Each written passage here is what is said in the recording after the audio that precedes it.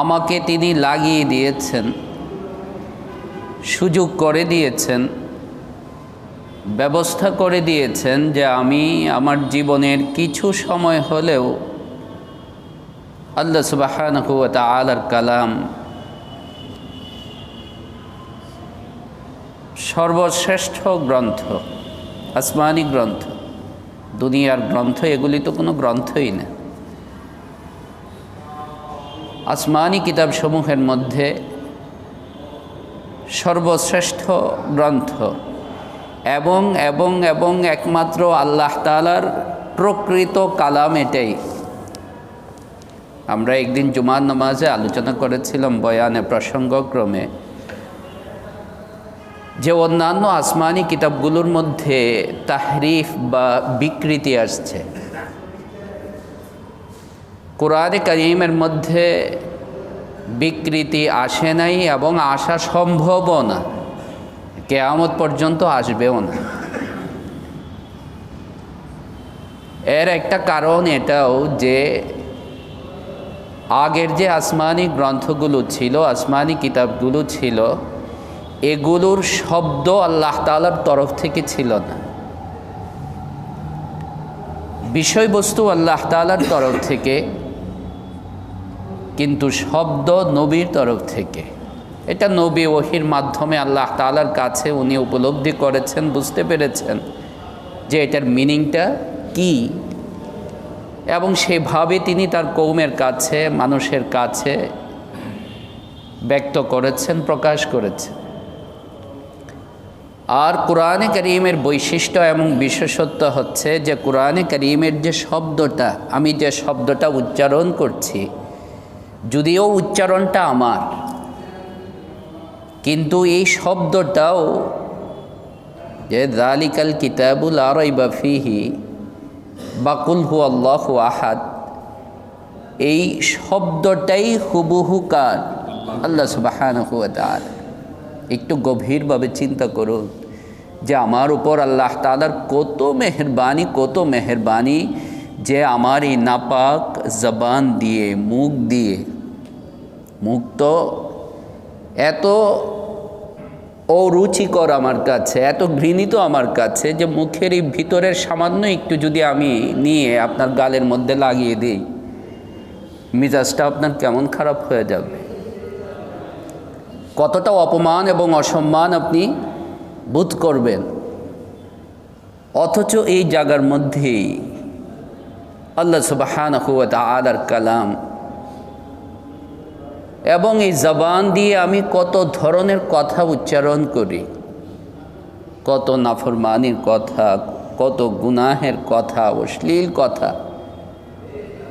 আবার ঠিক এই জবানের মধ্যে আল্লাহ সুবহানাহু ওয়া তাআলা তার কালামটা উচ্চারণ করার তৌফিক আমাকে দান করছেন। এ যে কত বড় মেহেরবানি, আমি শুকরিয়া আদায় করে শেষ করতে পারব না। এটা মানুষের সক্ষমতার ভিতরে ছিল না যদি না আল্লাহ সুবহানাহু ওয়া তাআলা তৌফিক দান করতেন।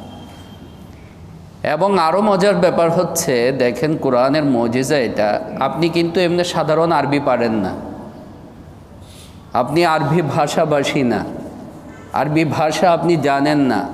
আরবি একটা সাধারণ বই আপনাকে রিডিং পড়তে দিলে মিনিং বুঝবেন তো দূরের কথা, রিডিং পড়তে দিলেই আপনি পড়তে পারবেন না। কিন্তু কোরআনে কারীম আল্লাহ সুবহানাহু ওয়া তাআলা আপনার জবানের উপরে এত সহজ করে দিয়েছেন যে আপনি যদি অভিজ্ঞ হন, পারদর্শী হন, তাহলে আপনি কি বাংলাদেশি মানুষ তিলাওয়াত করছেন না অন্য কোনো দেশের মানুষ পাঠ করছে, এটাও পার্থক্য করা অনেক সময় কঠিন হয়ে যায়। যেমন হাফিজ সাহেবদের ক্ষেত্রে, কারিদের ক্ষেত্রে, কারি যখন কোরআনে কারীম তিলাওয়াত করেন তখন একই মিশরের কারি না ফিলিপাইনের কারি না ব্রুনাইয়ের কারি না ইন্দোনেশিয়ার কারি না সৌদি আরবের কারি, আপনার জন্য পার্থক্য করা কি হয়ে যাবে? কঠিন হয়ে যাবে। কিন্তু কখনো আপনি দেখেছেন চিন্তা করে যে আপনি ইংরেজির যতই স্পেশালিস্ট হন না কেন, ইংরেজি ভাষার, আপনি ইংরেজি ভাষার প্রফেসর, আপনি ইংরেজি ভাষায় অনেক পারদর্শী, কিন্তু আপনি বাই বর্ন যদি ইংলিশ না হন, তাহলে আপনার উচ্চারণের মধ্যে, আপনার স্টাইলের মধ্যে যে কেউ বুঝতে পারবে এই কথা যে লোকটা কি না, যে সে মানে অরিজিনাল ব্রিটিশ না বা আমেরিকা না। একটা আমেরিকান ছেলে যখন ইংলিশ বলবে, কথা বলবে বা ইংলিশ বলবে, একটা ছেলে 5, 6, 7, 8, 9, 10-এর একটা স্ট্যান্ডার্ড একটা ছেলে, আর আমার দেশের সবচাইতে ভালো ইংরেজির প্রফেসর যিনি, উনি যখন বলবে, আপনি নিজেই, আপনি যদি ইংরেজি নাও জানেন, আপনি নিজেই পার্থক্য বুঝতে পারবেন যে এটা হলো আমেরিকা বা এটা হলো ব্রিটিশ আর এ হলো আমেরিকান না বা সেই দেশের না। কিন্তু আজীব আল্লাহ তাআলার এটা মেহেরবানি, আজীব আল্লাহ তাআলার এটা কুদরত এখানে প্রকাশ করেছেন যে একমাত্র কোরআনে কারীম, এমনকি সাধারণ আরবি আবার, যে আপনি যতই আরবি জানেন না কেন, আপনার আরবি বলা আর একটা আরব দেশের লোকের আরবি বলা একরকম হবে না। খেয়াল করলে আপনি বুঝতে পারবেন যে লোকটা অরিজিনাল কি না, আরব না। কিন্তু আশ্চর্য হচ্ছে কোরআনে কারীমের তিলাওয়াতের ক্ষেত্রে আপনি শুনেন, রেকর্ড শুনেন, আপনি ফিলিপাইনের কারি, ইন্দোনেশিয়ার কারি, মালয়েশিয়ার কারি, ইরানের কারি, ব্রুনাইয়ের কারি, এরা হচ্ছে পৃথিবীর, আমি এই দেশগুলির নাম এমনি এমনি বলতেছি না, আমি জানি যে এই দেশের কারিরা হচ্ছে পৃথিবীর প্রথম সারির কারিদের মধ্যে একজন। ব্রুনাই, ইন্দোনেশিয়া, মালয়েশিয়া, ফিলিপাইন, অনারবদের মধ্যে। আর আরবিদের মধ্যে মিশর, একমাত্র ইজিপ্ট, মিশর, এছাড়া এদের সামনে টিকার মতোই কেউ নেই। অনেক সময় তো মিশরীরাও, ইজিপশিয়ান কারি যারা, এরাও ইরানি বা ব্রুনাই বা মালয়েশিয়া এদের কারিদের সামনে কি করে না, টিকতে পারে না। তবে মিশর, ইজিপ্ট কোরআনে কারীমের তেলাওয়াতের ক্ষেত্রে আগে থেকেই এরা পারদর্শী, এমন পারদর্শী যে আমার নিজের জীবনের ঘটনা, মিশরে কায়রোতে ওই যে আন্ডারগ্রাউন্ড রাস্তা থাকে না, আমাদের দেশেও তো আছে মনে হয়, কোথায় আমি যাই নাই কোনো সময়, বাইতুল মুকাররম না আন্ডারপাস, যেমনি পারাপার হওয়ার জন্য, ওই যে ওই রাস্তা না, গাড়ি ঘোড়ার রাস্তা না, রাস্তা পার হওয়ার জন্য আন্ডারপাস। তো কায়রোতে পার হব, তো দেখি কোরআন তেলাওয়াতের আওয়াজ, কেরাতের আওয়াজ। তো আমি প্রথম ভাবছি যে ভিতরের দোকান থাকে না, তো ওই ক্যাসেটের দোকান থেকে ওই তেলাওয়াত বাজাইতেছে, আর ওই ভিতরে তো আরও আওয়াজটাও গম গম, সাউন্ড বক্সের মতো। ও মা, ভিতরে যেয়ে দেখি এক অন্ধ ভিক্ষক ওই ভিক্ষা করে আর তেলাওয়াত করে। আমি আশ্চর্য হয়ে আমার সঙ্গীকে বললাম যে দেখেন, আমাদের দেশের কারিদের চাইতে ওর কারি তো এর চাইতে অনেক সুন্দর। এবং মিশরে কোরআনের এত চর্চা যে আপনি হাজার হাজার পাবেন ড্রাইভার 10 কেরাতের উপরে সে স্পেশালিস্ট। আমরা তো 1 কেরাত, আমাদের দেশে 10 কেরাতের উপরে স্পেশালিস্ট আমি যতটুকু জানি নাই। স্পেশালিস্ট এমনি দাবি করবে, হয়তো আপনার কাছে দাবি করবে, কিন্তু আমার কাছে করবে না। 10 কেরাতের উপরে সে শাস্ত্রীয়ভাবে পড়াশোনা আছে তার, মানে সার্টিফিকেট আর কি, যেটা একদম নাই। হ্যাঁ, ওইখানে থাকে এরকম কয়েকটা ছেলে আছে আমাদের ছাত্রদের মধ্যেও যারা এটা অর্জন করছে, ওইখানে থাকে তারা। কিন্তু বাংলাদেশে যারা হাফিজ সাহেব বা কারি আছে, ইন্টারন্যাশনালি হোক আর যেই হোক, এরা শাস্ত্রীয়ভাবে 10 কেরাতের উপরে পড়াশোনা করেছে এরকম নাই। আর সেখানে আপনি ড্রাইভার পাবেন চমৎকার কোরআন শরীফ তেলাওয়াত করছে। তাই একটা আরবি খুব প্রসিদ্ধ একটা বাক্য আছে, একটা প্রবাদ আছে যে আল কোরআন নাজিলা বিল হিজাজ, কোরআন নাজিল হয়েছে কোথায়? হিজাজে। হিজাজ মানে মক্কা। আল কোরআন নাজিলা বিল হিজাজ ওয়া কুরিআ বিমিসর, আর কেরাত হয়েছে কোথায়? মিশরে। এর যদি কেরাত শিখতে চাও, কোরআনে কারীমের কিরাত তেলাওয়াত, তাহলে কোথায়? মিশরে। ওয়া উমিলা বিল হিন্দ, আরবরাই বলে এটা, এটা আমাদের কথা তা না। ওয়া উমিলা বিল হিন্দ, আর কোরআনের বাস্তব আমল যদি দেখতে চাও তাহলে হিন্দুস্তানে যাও। হিন্দ বলতে এখানে উদ্দেশ্য হইল এই অঞ্চলটা পুরাটাই, আগের যে ভারত আর কি, ভারত, বাংলাদেশ, পাকিস্তান, এই অঞ্চলটা। যে যদি কোরআনের বাস্তব আমল দেখতে চাও তাহলে কোথায় যাও? হিন্দুস্তানে, আগের যে হিন্দুস্তানে যাও। এটা আরবদের কাছে এটা প্রসিদ্ধ একটা বাক্য। আল্লাহ সুবহানাহু ওয়া তাআলার মেহেরবানি, আমরা আবারও আল্লাহ তাআলার শুকরিয়া আদায় করি যে আল্লাহ সুবহানাহু ওয়া তাআলা আমাদেরকে তৌফিক দান করেছেন। আমরা সবাই এই কথা বলি, আয়াতটা জানি যে আল্লাহ কোরআন সহজ করে দিয়েছেন না, ওয়ালাকাদ ইয়াসসারনাল কুরআনা লিযিকরি। কিন্তু আফসোসের কথা, আমরা কতজনে কোরআন পারি?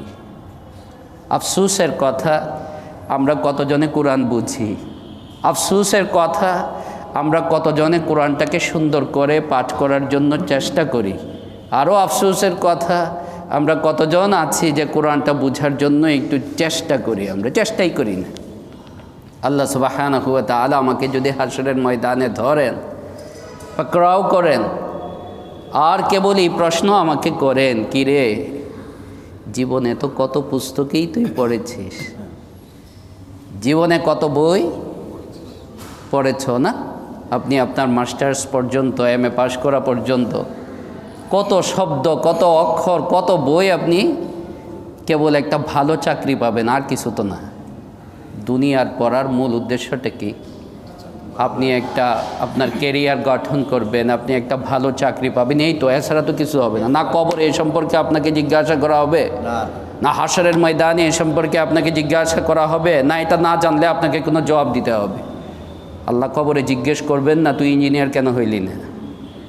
আল্লাহ কবরে জিজ্ঞেস করবে না যে তুই ফিজিক্স পদার্থবিজ্ঞানী কেন হইলি না, রসায়নবিদ কেন হইলি না। না কবরে জিজ্ঞাসা করা হবে, না হাশরের ময়দানে জিজ্ঞাসা করা হবে। অথচ এই ক্ষণিকের, এই কয়েকদিনের জিন্দিগির জন্যে আমার একটা ভালো চাকরি হবে, ভালো চাকরি হলে একটা ভালো বউ পাবো না, একটা ভালো বউ হইলে সুখ শান্তিতে আমার পারিবারিক জিন্দিগিটা কাটবে, এসব হলো দুনিয়া। এই কেবল আর কয়েক বছরের, এটাও যে যদি কয়েকশো বছর বাঁচতে পারতাম তাও একটা কথা। মাত্র কয়েকটা বছরের জন্য, বেশির বেশি 30 বছর, না হয় 35 বছর, বেশির বেশি না হয় 40 বছর। এরপরে তো বোনাস লাইফ, এরপরে তো সাধারণত হয় না। তাই ভাই, আমার বিবেক, আমার মন, আমার প্রশ্ন করা উচিত, আমার জিজ্ঞাসা করা উচিত যে আমি কতটুকু চেষ্টা করেছি, পারি না পারি। অন্তত আল্লাহ তাআলার কাছে তো আমি বলতে পারবো, বা নবীজির সামনে আমার চেহারাটা দেখাইতে পারবো যে আমি চেষ্টা করছি, আমি চেষ্টা করছি। আল্লাহ তাআলা আমাদের সকলকে সহি সমঝ দান করুন। আল্লাহ সুবহানাহু ওয়া তাআলার মেহেরবানি, আল্লাহ সুবহানাহু ওয়া তাআলা আমাদেরকে তৌফিক দান করেছেন। আমরা আবারও বলি আলহামদুলিল্লাহ। আজকে আমাদের 10 নম্বর পারা, সূরা তাওবা 25 নম্বর আয়াত থেকে শুরু হচ্ছে, এবং যে আয়াতটা হচ্ছে মৌলিকভাবে হুনাইনের যুদ্ধের একটা ইঙ্গিত সম্পর্কে। কি সম্পর্কে? রাসূল করিম সাল্লাল্লাহু আলাইহি ওয়াসাল্লামের জীবনের উল্লেখযোগ্য যে অভিযানগুলো ছিল, যুদ্ধগুলো ছিল, এগুলোকে গাজওয়া বলা হয়। কি বলা হয়? গাজওয়া, মাগাজি, গাজওয়া। এর মধ্যে উল্লেখযোগ্য একটা হচ্ছে হুনাইনের যুদ্ধ। এটা মক্কার পাশেই একটা এলাকার নাম। সেই এলাকাটাতে এরা বসবাস করত যাদের সঙ্গে যুদ্ধ হয়েছিল, তাই এই যুদ্ধের নামই হয়ে গেছে হুনাইন। যেমন বদরের যুদ্ধ, বদরের স্থানে জায়গাটার নাম ছিল বদর, তাই বদরের যুদ্ধ। উহুদের যুদ্ধ, উহুদ নামক পাহাড়ের পাদদেশে, তলদেশে হয়েছিল, তাই এরকম প্রত্যেকটাই এরকম হয়তো জায়গার দিকে সম্পর্কিত করে, না হয় যাদের সঙ্গে যুদ্ধ হয়েছে তাদের দিকে সম্পর্কিত করে যুদ্ধের নামটা হয়েছে মুতা যুদ্ধ, তাবুক যুদ্ধ, এরকম রাসূল সাল্লাল্লাহু আলাইহি ওয়াসাল্লামের আর এই যুদ্ধটার নাম হচ্ছে হুনাইনের যুদ্ধ এবং এটা সংগঠিত হয়েছিল ৮ম হিজরিতে মক্কা বিজয়ের পরে। মক্কা বিজয়ের পরে, মনে রাখবেন কথাটা, পকেটের মধ্যে রাখতে হবে। কিসের পরে? মক্কা বিজয়ের পরে। যুদ্ধের প্রেক্ষাপটটা এরকম ছিল যে রাসূল করিম সাল্লাল্লাহু আলাইহি ওয়াসাল্লাম মক্কা বিজয় করার পর মোটামুটিভাবে আরব এবং আরবের আশেপাশে, হিজাজ এবং হিজাজের আশেপাশে, মক্কা মদিনা ইত্যাদির আশেপাশে মোটামুটিভাবে যারা সংঘবদ্ধ ছিল এবং যাদের একটা কাঠামো ছিল, জীবনের একটা কাঠামো, রাষ্ট্রীয় ব্যবস্থা তো আর তখন ছিল না, বাকি কবিলা ভিত্তিক হলেও তাদের একটা সুশৃঙ্খল একটা কাঠামো ছিল, এভাবে তারা চলতো, তাদের নেতা ছিল। এরা মোটামুটি ম্যাক্সিমাম মুসলমান হয়ে গেছে। ওরা আইতান্নাস ইয়াদখুলুনা ফি দীনিল্লাহি আফওয়াজা। আল্লাহ তাআলা যেমন কোরআনে বলেছেন মক্কা বিজয়ের পরে, ইদা জা নাসরুল্লাহি ওয়াল ফাতহ ওয়া রাআইতান্নাস ইয়াদখুলুনা ফি দীনিল্লাহি, মক্কা বিজয় হয়ে গেছে, এখন তুমি দেখতে পাবে লোক কি হচ্ছে, দলে দলে ইসলামের দিকে চলে আসতেছে, ইসলামের দিকে, ইসলামের ছায়াতলে দাখিল হচ্ছে। তো মোটামুটি ম্যাক্সিমাম তখন মুসলমান হয়ে গেছে, যারা এরকম শক্তিশালী কবিলা, এলাকাবাসী, গোত্র। কেবল তখন বাকি ছিল আশেপাশের কিছু বেদুইন পল্লী এবং কিছু দুর্ধর্ষ জাতি, যাদের কাজই ছিল সন্ত্রাস, লুটতরাস, বিশৃঙ্খলা।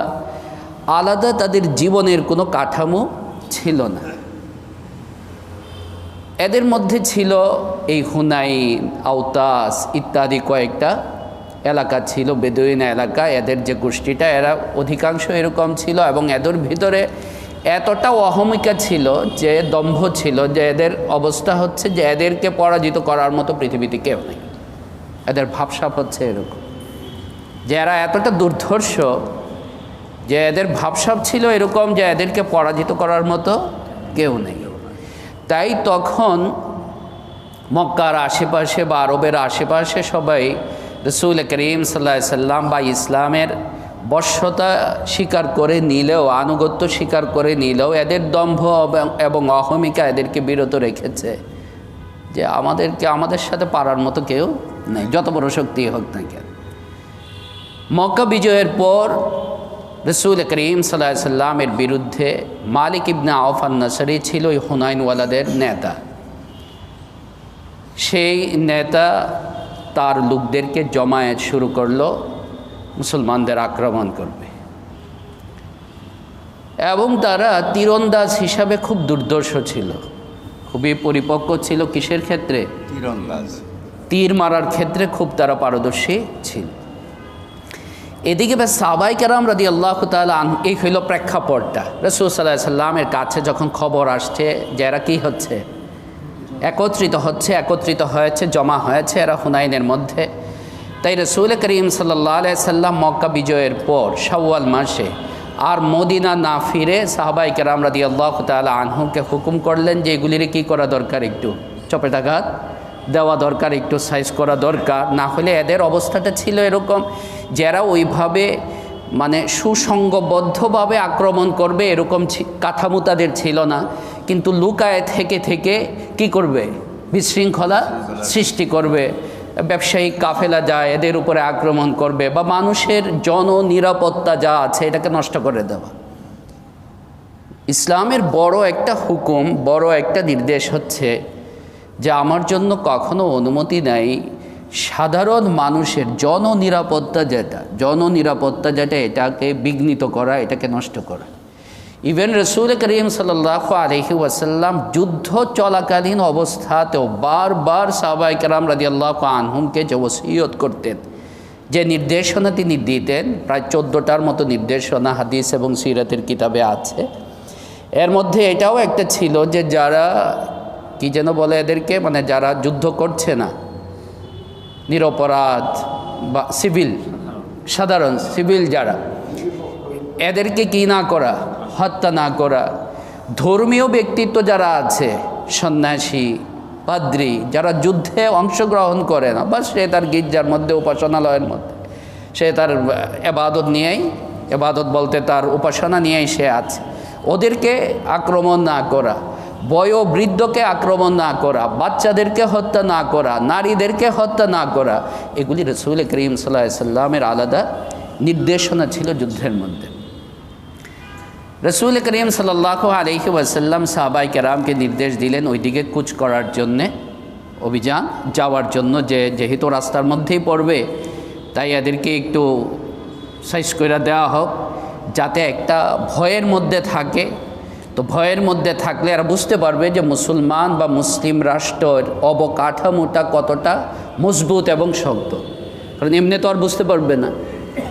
তো এটা তারা যেন বুঝতে পারে, রাসূল করিম সাল্লাল্লাহু আলাইহি সাল্লাম সাহাবায়ে কেরামের বিশাল এক বাহিনী নিয়ে, মক্কা বিজয়ের সময় কত বিশাল বাহিনী, 12,000-এর কথা সিরাতের কিতাবে উল্লেখ আছে, যে রাসূল করিম সাল্লাল্লাহু আলাইহি সাল্লাম তাদেরকে নিয়ে এদিকে কী করলেন, কুচ করার জন্যে, যাওয়ার জন্য, অভিযান চালানোর জন্য গেলেন। আমরা জানি যে মক্কা বিজয়ের সময় তখন অনেক নতুন নতুন মুসলমান হয়েছে, মক্কার নেতৃস্থানীয় যারা, এরা অনেক নতুন নতুন মুসলমান হয়েছে। এছাড়াও তখন সময়টাই তো এরকম যে মুসলমান হয়েছে কিন্তু পুরোপুরি তারবিয়াত হয়নি। বুঝতে পেরেছেন কথাটা? তারবিয়াত মানে প্রশিক্ষণ, দীক্ষা। ইসলাম কেবল শিক্ষার নাম না, ইসলাম শিক্ষার সাথে কিসের নাম? দীক্ষারও নাম। তো এরা বাহ্যিকভাবে মুসলমান হয়েছেন ঠিকই, কিন্তু ইসলামের পুরা মিজাজ, ইসলামের পুরা শিক্ষাটাকে, ইসলামের বৈশিষ্ট্যটাকে, ইসলামের ফিলোসফি এবং দর্শনটাকে আত্মস্থ করতে পারা, পুরা বুঝতে পারা, এটা তখনও নতুন সময় যায়নি, নতুন নতুন সবাই বুঝতে পারেন নাই। এতটুকু কথা বুঝতে পেরেছেন? তৃতীয় নম্বর কথা হচ্ছে, মনে রাখবেন দুইটা জিনিস, একটা হচ্ছে কোয়ালিটি আর একটা হচ্ছে কোয়ান্টিটি। এই দুইটা শব্দ আমরা ব্যবহার করি না? একটা হইল কোয়ালিটি আর একটা হইল কোয়ান্টিটি। কোয়ান্টিটি শব্দের অর্থ হচ্ছে সংখ্যা, আর কোয়ালিটি শব্দের অর্থ হচ্ছে মান। কি? মান। আল্লাহ তাআলার কাছে সংখ্যার চাইতে, কোয়ান্টিটির চাইতে কোয়ালিটির মান হচ্ছে, কোয়ালিটির গুরুত্ব হচ্ছে বেশি। আমি 500 রাকাত নফল নামাজ পড়েছি, কিন্তু একটাও কি সম্পন্ন না? কোয়ালিটি সম্পন্ন না। আর 2 রাকাত নফল নামাজ পড়েছি, কিন্তু এটাই কোয়ালিটি সম্পন্ন। কোনটার গুরুত্ব বেশি? সাহাবায়ে কেরাম রাদিয়াল্লাহু তাআলা আনহুমের জীবনের ইবাদতের হিসাব করলে হয়তো আমার আপনার চাইতে সংখ্যায় কম হবে। এমন অনেক সাহাবী ছিলেন যারা হয়তো জীবনে 1 মাসের বেশি নামাজ আদায় করতে পারেন নাই, শহীদ হয়ে গেছে বা দুনিয়া থেকে চলে গেছে। এমনও অনেক সাহাবী আছেন যারা 1 ওয়াক্ত নামাজও আদায় করতে পারেননি। আপনি তো আলহামদুলিল্লাহ জীবনে বহু ওয়াক্ত কি আদায় করছেন, নামাজ আদায়। আপনি আমি চিন্তা করে দেখি, সাহাবায়ে কেরাম রাদিয়াল্লাহু তাআলা আনহুমের একজন রাসূল করিম সাল্লাল্লাহু আলাইহি সাল্লামের সঙ্গে যে মাগরিবটা আদায় করেছিলেন, আপনি আমার সারা জীবনের মাগরিব তার সাথে তুলনা হবে? অথচ সংখ্যা কার বেশি? আমার বেশি। কেন তুলনা হবে না? কারণ সাহাবায়ে কেরাম রাদিয়াল্লাহু তাআলা আনহুমের ইবাদতের যে কোয়ালিটি, তার অন্তরের ইখলাস, আর আমার ইবাদতের কোয়ালিটি কি নয়, একরকম নয়। আমার অন্তরের সেই ইখলাস নাই।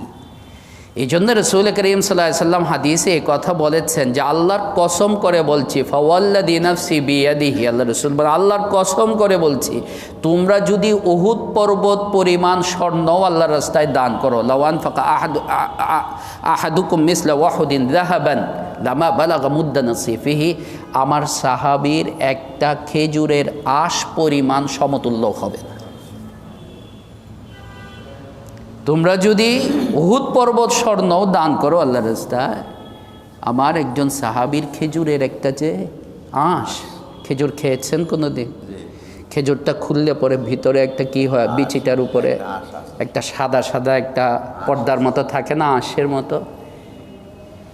এইটা এই সামান্য, এটার সমানও তোমাদের দানটা হবে না। কত পার্থক্য! এ কিসের কারণে? ইখলাসের কারণে। এক কথা থেকে আরেক কথায় চলে যাইতেছি যাতে আয়াতটা বুঝতে সহজ হয়। তাহলে তৃতীয় নম্বর আমরা বুঝলাম এই কথাটা যে আল্লাহ তাআলার কাছে কিসের দাম? কোয়ালিটির দাম, গুরুত্ব। কিসের গুরুত্ব না? কোয়ান্টিটির গুরুত্ব না। রাসূল করিম সাল্লাল্লাহু আলাইহি সাল্লাম একদিন সাহাবায়ে কেরামকে বললেন, হায় আফসোসের কথা, সেদিন ইসলাম শুরু হয়েছিল অত্যন্ত গরিব অবস্থায়। এই গরিব মানে টাকা পয়সা নাই গরিব না, এই গরিব হলো আরবি গরিব। গরিবুন মানে হচ্ছে ভিনদেশি অচেনা মুসাফির। গরিবুন শব্দের অর্থ হচ্ছে আসলে ভিনদেশি অচেনা মুসাফির। একজন মুসাফির, বিদেশে একজন লোক আসছে, না এখানে তার পারিবারিক কোনো শক্তি আছে, জ্ঞাতি গোষ্ঠীর কোনো শক্তি আছে, না তার অর্থনীতি। সে নিজের দেশে হয়তো অনেক বড়, বা আপনি নিজের দেশে অনেক বড়, কিন্তু অন্য কোনো দেশে গেলে কে আপনাকে খোঁজ নেবে, পাত্তা নেবে? আপনি একটু অসুস্থ হইলে না আপনার আত্মীয় স্বজন সেখানে আছে, না আপনার টাকা পয়সা ব্যাংক ব্যালেন্স সেখানে, জায়গা জমি সেখানে আছে যে আপনি বিক্রি করে দিয়ে আপনি কিছু ব্যবস্থা করবেন। তো আরবিতে মুসাফিরকে কি বলা হয়? গরিব। কি বলা হয়? রাসূল করিম সাল্লাল্লাহু আলাইহি সাল্লাম বলেন যে ইসলাম যখন শুরু হয়েছিল তখন এরকম ভিনদেশি অচেনা মুসাফিরের মতো শুরু হয়েছে। আল ইসলাম ও বাদা গরিবান, কেউ জিজ্ঞেস করার নাই। ইসলামকে কেউ জিজ্ঞেস করার নাই, মুসলমানকে কেউ জিজ্ঞেস করার নাই। ওয়াসা ইয়াউদু কামা বাদা, আবার এমন একটা সময় আসবে যখন ইসলাম কি হয়ে যাবে, এরকম গরিব। বর্তমানে তাই চলতেছে যে মুসলমান মার খাচ্ছে কিন্তু জিজ্ঞাসা করার কেউ নাই। এটা বলার সাহসও নাই আমরা মুসলমানরা বা মুসলমান শাসকরা, ক্ষমতাসীনরা, যে ওই বেটা মারস কিল্লি না। এইভাবে মানে মানবতা বোধ থেকেও তো এটুকু আসার দরকার ছিল। মানবতা বোধ থেকে, ধর্মীয় ব্যাপারটা পরে মানবতা বোধ থেকে যে এতটুকু আসবে যে কেউ জিজ্ঞেস করবে যে এই এদেরকে এভাবে মারতেছিস কেন। এতটা অসহায়ত্ব মুসলমানদের যাচ্ছে। এবং আমাদের এক উস্তাদ বলছিলেন খুব সুন্দর, যে একটা কুকুর যদি রাস্তায় মারা যায় তাহলে সেটা পেপারের হেডলাইন হয়ে যায়। সেটা পেপারের কি হয়? হেডলাইন হয়ে যায়। ওইটা নিয়ে চিল্লাপাল্লা শুরু হয়ে যায় না। আর সেখানে ইরাকে, সিরিয়াতে, আফগানিস্তানে, বার্মাতে, চীনে, পৃথিবীর কম বেশি কোনো দেশ বাদ নাই, কম বেশি, যেখানে মুসলমান কেবল তার ধর্মীয় কারণে নির্যাতিত না হচ্ছে, কেবল মুসলমান হওয়ার কারণে নির্যাতিত না হচ্ছে, কিন্তু তারপরেও জিজ্ঞাসা করবেন তো মুসিবত না। এখানে সবাই কি চুপ? এখানে না জাতিসংঘ কিছু বলে, না হজরত মাওলানা চীন কিছু বলে, না হজরত মাওলানা আমেরিকা কিছু বলে। এখন তো হজরত মাওলানা সব প্যারা আমাদের মুসলমানদের, না হজরত মাওলানা আরও যারা আছে নেতৃস্থানীয় যারা পৃথিবীকে পরিচালনা করছে, কেউ এখানে কিচ্ছু বলে না। আরে মানবতা থেকেও তো অন্তত তোমার কি বলা উচিত, যেভাবে অন্যায়ভাবে তাদের উপরে কেন তোমরা জুলুম করছো। রাসূল করিম সাল্লাল্লাহু আলাইহি সাল্লাম বললেন যে আবার এই অবস্থা হয়ে যাবে।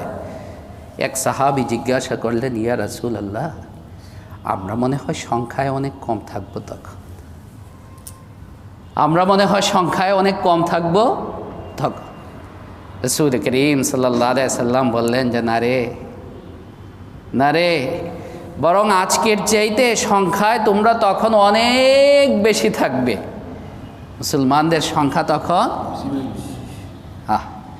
আমাদের এক উস্তাদ অনেক আগে বলছিলেন আর যে মুসলমান লাগবে না, কেবল আরবদের যে সংখ্যা এদের পেশাবের স্রোতে ইসরায়েল ভেসে যাওয়ার মতো, কিন্তু সেই সাহসটা নাই। রাসূল করিম সাল্লাল্লাহু আলাইহি সাল্লাম বলেন যে তোমরা সংখ্যায় তখন অনেক বেশি থাকবে, কিন্তু কি হবে? ওয়ালাকিন্নাকুম গুসাউন কা গুসাইস সাইল, তোমাদের অবস্থা হয়ে যাবে যে তোমরা ওই যে স্রোতের প্লাবনের বৃষ্টির পানির মধ্যে যখন স্রোত সৃষ্টি হয় তখন ওই যে খড়কুটো ভেসে যায়, খড়কুটো ভেসে যায়। তোমাদের অবস্থাও এরকম হয়ে যাবে, একবার চীনের দিকে ভাসবে, একবার আমেরিকার দিকে ভাসবে, একবার রাশিয়ার দিকে ভাসবে, একবার ইন্ডিয়ার দিকে ভাসবে, মানে উলট পালট। তোমাদের কোনো নিজস্বতা, তোমাদের কোনো নিজস্ব মূল্যবোধ, তুমি যে মুসলমান, এটা তোমাদের ভিতরে থাকবে না। রাসূল করিম সাল্লাল্লাহু আলাইহি সাল্লামের এই হাদিস থেকেও আমরা বুঝতে পারি না যে সংখ্যায় তো আলহামদুলিল্লাহ এটাও কম না, আলহামদুলিল্লাহ, আল্লাহর শুকরিয়া আদায় করি যে সংখ্যায় তো মুসলমানরা অনেক। সাহাবায়ে কেরাম রাদিয়াল্লাহু তাআলা আনহুমের সংখ্যা ছিল মাত্র 1,24,000 যারা বিদায় হজ্জে অংশগ্রহণ করেছিলেন। আর 1,24,000 তো মনে হয় কাকরাইলে, এর চেয়ে বেশি মুসলমান আছি আমরা, না কেবল কাকরাইলে। হ্যাঁ, আর সুলাইকা যদি ধরেন তাহলে তো আরও বেশি। কিন্তু কেমন মুসলমান আমরা? এই মুসলমানদের অবস্থা হচ্ছে ওই যে গড্ডালিকা প্রবাহের মতো, খড়কুটোর মতো, যে আমাদের ইমানের মধ্যে সেই শক্তি, আমাদের ইমানের মধ্যে সেই অনুপ্রেরণা, আমাদের ইমানের মধ্যে সেই জাগরণ, আমাদের ইমানের মধ্যে সেই সতেজতা, মানে আমরা জিন্দা হয়েও আমরা কি অবস্থায় আছি? মৃত অবস্থায় আছি। তাহলে ইসলামের এটা একটা মৌলিক জিনিস। রাসূল করিম সাল্লাল্লাহু আলাইহি সাল্লামের সিরাত থেকে বা কোরআন হাদিস থেকে আপনি জিনিসটা, এটা মৌলিক জিনিস একটা, যে আল্লাহ তাআলার কাছে কোয়ান্টিটির মূল্য না, আল্লাহ তাআলার কাছে কিসের মূল্য? কোয়ালিটির মূল্য। আপনি কতটুকু কোয়ালিটি সম্পন্ন নামাজ পড়নেওয়ালা, আপনি কতটুকু কোয়ালিটি সম্পন্ন যাকাত দেনেওয়ালা, আপনি কতটুকু কোয়ালিটি সম্পন্ন ঈমানওয়ালা, কতটুকু কোয়ালিটি সম্পন্ন জিকির করনেওয়ালা। যখন কোয়ালিটি আমাদের বাড়বে তখন আল্লাহ সুবহানাহু ওয়া তাআলার কাছে গ্রহণযোগ্যতা পয়দা হবে। কেবল যোগ্যতা দিয়ে কখনো কি হবে না, অন্য সবার যোগ্যতা দিয়ে, অন্য সব মানুষ যারা আছে অমুসলিম, তাদের বাহ্যিক যোগ্যতা দিয়ে দুনিয়াতে উন্নতি হইতে পারে, যে কিন্তু মুসলমানদের কখনো কেবল বাহ্যিক যোগ্যতা দিয়ে হবে না, সেই সাথে কি হইতে হবে? গ্রহণযোগ্যতাও লাগবে, আল্লাহর সাথে খাতির করতে হবে। আর আল্লাহর সাথে খাতিরটা কখন হবে? যখন আপনার ইমানের কোয়ালিটি বাড়বে। তাই রাসূল করিম সাল্লাল্লাহু আলাইহি সাল্লাম দেখেন সারাটা রাত কাটাইলেন, বদর যুদ্ধের রাতে সারাটা রাত কাটাইলেন কিসের মধ্যে? দুয়া, ইবাদত, জিকির, রুনাজারির মধ্যে। আরে এখন না প্র্যাকটিস করার কথা, এখন না কী করার কথা? সকালে যুদ্ধ শুরু হবে, এখন একটু ফাঁসফুস হাম কী করব? সৈনিকরা প্র্যাকটিস করব একটু। এবার আগে ওয়ার্ম আপ করে না, খেলায় প্লেয়ার নামার আগে কি করে দেখবেন, একবার এদিকে একটা লাফ দেয়, আরেকবার ওইদিকে একটা লাফ দেয়, 3বার উঠক বৈঠক করে বলটাকে নিয়ে একটা টাস করে ঢুকে জালটার মধ্যে একটা দিয়ে দেয়, ওয়ার্ম আপ। তো রাসূল করিম সাল্লাল্লাহু আলাইহি ওয়াসাল্লাম দুনিয়ার কোনো দিকে তখন দৃষ্টি না, খুব গভীরভাবে লক্ষ্য করেন। সারাটা রাত তিনি কাটাইলেন আল্লাহ তাআলার দরবারে রুনাজারি, কান্নাকাটি, জিকির এবং ইবাদতের মধ্যে। শেষে হযরত আবু বকর রাদিয়াল্লাহু আনহু জোর করে নিয়ে আসলেন, টানতেছেন, দুষ্ট ছিলেন। ইয়া নবী, নবীর প্রতি মানে কি বলবো এটাকে, দয়া পরবশ হয়ে, যে অনেক সময় আছে না, এমন কান্না কানতেছে, কেতা লাগতেছে, কেতা লাগে বুঝে, মানে আপনার নিজের কাছেই কি লাগতেছে, দয়া লাগতেছে। আর কত কানবেন? আবু বকর এসে বললেন, আল্লাহ তো আপনাকে ওয়াদা দিয়েছেনই যে আল্লাহ আপনাকে বিজয় দান করবেন, তারপরেও এত কান্নাকাটি আপনি করছেন। ওই মূল কারণ হলো এটাই যে আল্লাহর সাথে কানেকশন কি করা, মজবুত করা, আল্লাহর সাথে কানেকশানকে ঠিক করা। কারণ আল্লাহ তাআলার সাথে কানেকশনের মাধ্যমে আপনার কবুলিয়ত আসবে, গ্রহণযোগ্যতা আসবে, কোয়ালিটি আসবে। আর আল্লাহ তাআলার কাছে বাহ্যিক যোগ্যতার চাইতে কোনটার দাম বেশি? গ্রহণযোগ্যতা। আবু জেহেলের বাহ্যিক যোগ্যতার অভাব ছিল না, কত তার বাহ্যিক যোগ্যতা, যে তার নাম কি ছিল? আবুল হাকাম। আবুল হাকাম, এত বুদ্ধিজীবী সে, এত বুদ্ধি দেখি যে আবুল হাকাম তার নাম। কিন্তু সোজাসুজি কথা, আল্লাহর সাথে খাতির না থাকার কারণে সে কিসে পরিণত হয়েছে? আবু জাহেলে পরিণত হয়েছে। আর বেলাল, কে চিনত তাকে? যদি ইসলামের ইতিহাস না হইতো, ইসলামের নবী না আসতেন, ইসলামের ইতিহাসটা না আসতো, বেলালকে কেউ চিনত? বেলালের কোনো না সামাজিক স্ট্যাটাস ছিল, না কোনো পরিবার ছিল, না সহায় সম্পত্তি ছিল। এক জায়গায় ওনার ছোট ভাইকে বিয়ে করতে নিয়ে গেছে, ছোট ভাইকে বিয়ে করাইতে নিয়ে গেছেন। তো খুতবা দিছেন। এখন পাত্রীপক্ষওয়ালারা বায়োডাটা চায়। ওনার ছোট ভাইয়ের কী চায়? বায়োডাটা চায় না? বিয়ের আগে বরের কী চায়? বায়োডাটা। আপনারা জানলে তো বলেন তো, একটু ঘাহু বললে তো অন্তত। সিভি চায় না? চাকরিতে চায়, বিবাহ শাদীর ক্ষেত্রে। আমাদের একজনের বায়োডাটা চাইছে, আমাদের এক আত্মীয় ছেলে, জোয়ান, বিয়ে করবে। সে রাগ হয়ে বলে আরও আগের কথা, আরে জিন্দা মানুষটা আমি মজুদ আছি, বায়োডাটাতে কী করবে? যদি আমরা দেখতে চাই, দেখো আমি জিন্দাই তো কি আছি, মজুদ সামনে আছি, তো বায়োডাটাতে কী করবে? তো বায়োডাটা চায় না? হযরত বিলাল রাদিয়াল্লাহু তাআলা আনহুকে যখন তারা বায়োডাটা চাইলো, বায়োডাটা বলতে, হযরত বিলাল বললেন, তা আমাদের কোনো পরিচয় নেই, আমরা গোলাম ছিলাম, আমরা দুই ভাই। ইসলাম আসার আগে কী ছিলাম? তাও গোলাম, মানে দামি গোলাম না, হাবশি গোলাম। কুন্না গুলামাইন আবদাইন আসওয়াদাইন, ব্ল্যাক, নিগ্রো, হাবশি গোলাম আমরা ছিলাম। আল্লাহ তাআলা তার নবী এবং ইসলামের মাধ্যমে আমাকে সম্মানিত করেছেন। আমার নাম হইল বেলাল, আর এ হইল আমার ছোট ভাই, ওর নাম বললেন। শেষ, বায়োডাটা শেষ, বায়োডাটা।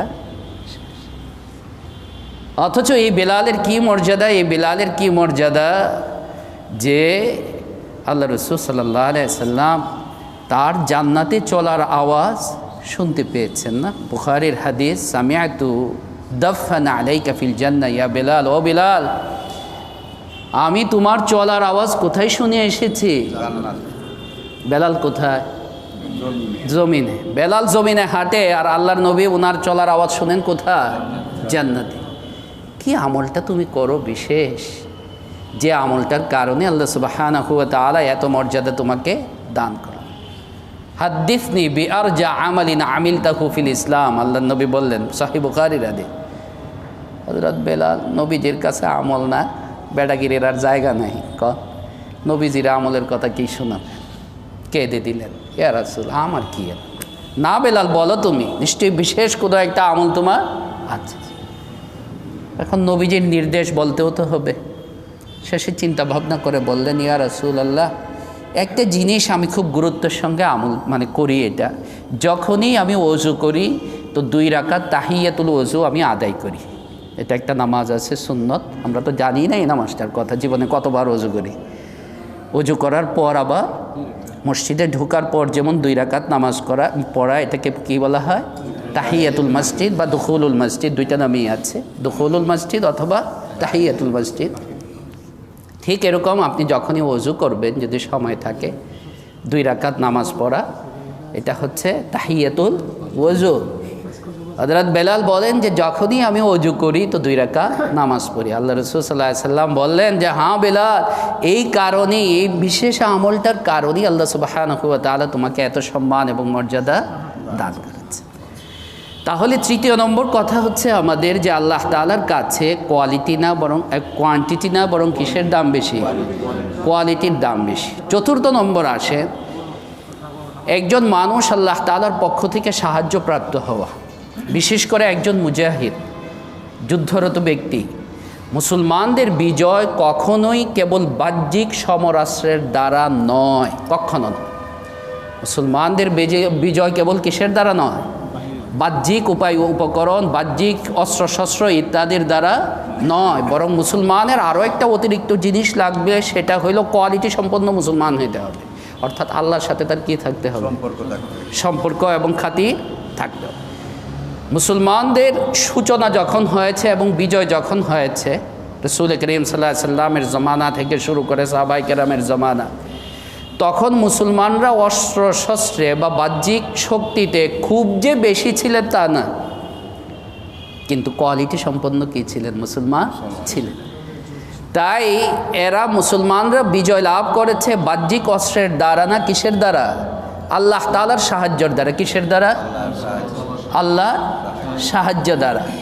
এই জন্য আপনার যখন সাহাবায়ে কেরামকে ফিরাইতে পারতেছে না, মুসলমানদেরকে ফিরাইতে পারতেছে না কোনোভাবেই, তো খ্রিস্টান পাদ্রী, বয়স্ক যারা আছে, বুড়া যারা আছে, একদম অভিজ্ঞ, এদেরকে মিটিং ডাকাইছে। ব্যাপারটা কি? মুসলমানদেরকে মানে কোনোভাবেই পারা যায় না, এদের সঙ্গে বিষয়টা কি? তোমাদের অস্ত্র কি তাদের চাইতে কম? তো সেনাপতি বলে যে না। তোমাদের সংখ্যা কি তাদের চাইতে কম? সেনাপতি বলে যে না, বরং ডবলের ডবল, ডবলের ডবল। কোথায় আপনার ৩,০০০, ৩০,০০০, আর কোথায় ৩ লক্ষ? এখন না সংখ্যাটার মানে এখন যেহেতু কোত্থেকে রাতের আধারে কাপুরুষের মতো বোমা মাইরা চলে যায়, এখন তো এটা যুদ্ধই না, এগুলো হলো কাপুরুষ। তখন তো সামনাসামনি আসতো, আপনার কাছে অস্ত্র না থাকলেও একটা কিল ঘুষি অন্তত আপনি কি করতে পারতেন? দিতে পারতেন। কিন্তু তারপরে কত পার্থক্য! প্রত্যেকটা যুদ্ধতে মুসলমানদের সংখ্যা কম, ওদের সংখ্যা বেশি। মুসলমানদের অস্ত্রের ক্ষমতা কম, ওদের অস্ত্রের ক্ষমতা বেশি। তারপরেও টিকতেই পারে না। বিষয়টা কি? তখন এক বুড়া পাদ্রী বলল এই কথা যে এদেরকে পরাজিত করার, মুসলমানরা এরা যে বিজয় লাভ করে, এরা সংখ্যা দিয়া লাভ করে না, বাহ্যিক অস্ত্র দিয়া লাভ করে না, এরা আল্লাহর সাথে খাতিরের কারণে পারে। এখন তোমরা যদি এদেরকে দমন করতে চাও, তাহলে একটাই সুরত আছে, একটাই পন্থা আছে, আল্লাহর সাথে এদের সম্পর্ককে কাট আপ করে দাও। এছাড়া পারবা না, এছাড়া পারবা না। এটা কেমনে করা? এমনি তো আর পারবা না। তখন তো মুসলমান তো আর আমাদের মতো মুসলমান না, তখন তো ঈমান মজবুতওয়ালা মুসলমান। কয়েক কাজ করো, এদেরকে কোনো না কোনোভাবে গুনাহের মধ্যে ফেলতে পারো কিনা। কিসের মধ্যে? কারণ গুনাহের দ্বারা আল্লাহ তাআলার সাথে খাতির কমে যায়। বান্দা যখন গুনাহ করে, গুনাহটা হচ্ছে মৌলিকভাবে আল্লাহর গজবের আলামত। কারণ গুনার মাধ্যমে, নাফরমানির মাধ্যমেই আল্লাহর গজব আসে। আর ইবাদত, নেক কাজ, এটা আল্লাহর রহমতের প্রকাশ। তাই বান্দা যখন গুনাহ করে, আল্লাহ তাআলার নাফরমানি করে, তো আল্লাহ তাআলার সাথে খাতির তার কী হইতে থাকে? দুর্বল হইতে থাকে, কমতে থাকে। যত বেশি গুনাহ করে তত বেশি আল্লাহর সঙ্গে সম্পর্ক তার নষ্ট হইতে থাকে। কোনো না কোনোভাবে তাদেরকে গুনাহের মধ্যে ফেলে দাও। কেমনে? এদেরকে গুনাহের মধ্যে তো ফালানো যাবে না। দেখো অনিচ্ছাকৃত অন্তত পারো কিনা। কী করা যায়? দেশের যত সুন্দরী নারী আছে, আমাদের দেশের সুন্দরী তরুণী যত আছে না, কি যেন বলে এদেরকে, বিশ্ব সুন্দরী যেগুলি আছে, মিস যা আছে, সবগুলিরে একদম উলঙ্গ করে ওরা যখন ঢুকবে আমাদের দেশের রাস্তা দিয়ে, উলঙ্গ করে এগুলিকে দাঁড় করায় থাকবা। যদি ওদের দলের একজনও যদি তার নজরের হেফাজত না করতে পারে, দেখেন কত সূক্ষ্ম জিনিসটা, যে আল্লাহর সাহায্য কত সূক্ষ্মতে উঠে যায়।